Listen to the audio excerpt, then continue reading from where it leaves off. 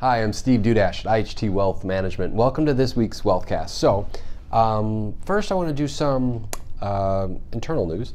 We were recognized as one of the 300 best financial firms by the Financial Times just today. It'll actually be released in a few weeks, but we were announced, and that's pretty exciting considering that the average tenure of those firms is about 27 years, and we've been doing this less than 3, and we're already recognized in that grouping. So, thought I'd share that. It's kind of cool.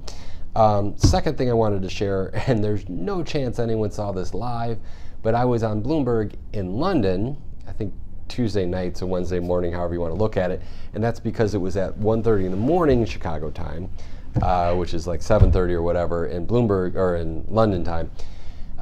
So that was different. I'm sure the clip will be showing up here somewhere if anyone wants to jump on it. It's basically just talking about the markets, some of the opportunities that are taking place over in Europe, some of the concerns in the US market right now, but it was different. Never did London live before. Don't know if I'm going to do it again. 1:30 in the morning is rough. But what I did want to talk about this week is the news that just came out, and that is that the US is pulling out of the Paris Climate Accord.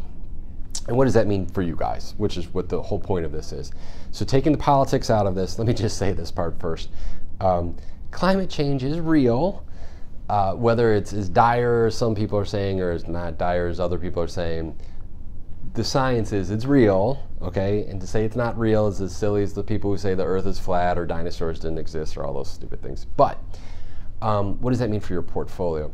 First and foremost, us backing out of the climate accord, it takes 3 years to actually, roughly, to actually get out of it. So nothing changes tomorrow. Nothing changes next week, next month, whatever. And just because we're now out of the accord or going to be out of the accord doesn't mean that factories spewing out black smoke will show up tomorrow up and down the highways or wherever. Those factories don't exist anymore because they couldn't compete with factories overseas. Pure and simple. People hate to say it that way, but it's the truth.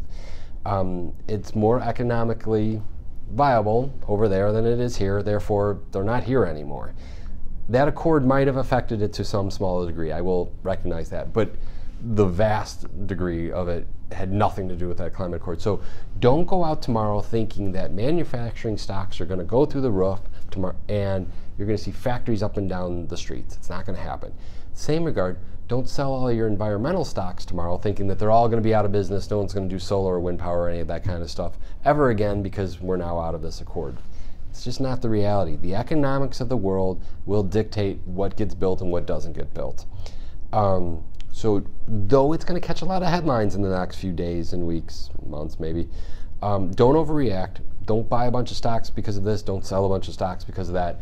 We will stay on top of it. We will keep you abreast of what's going on.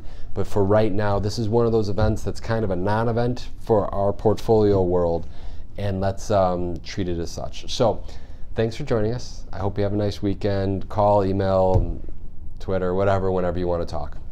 Take care.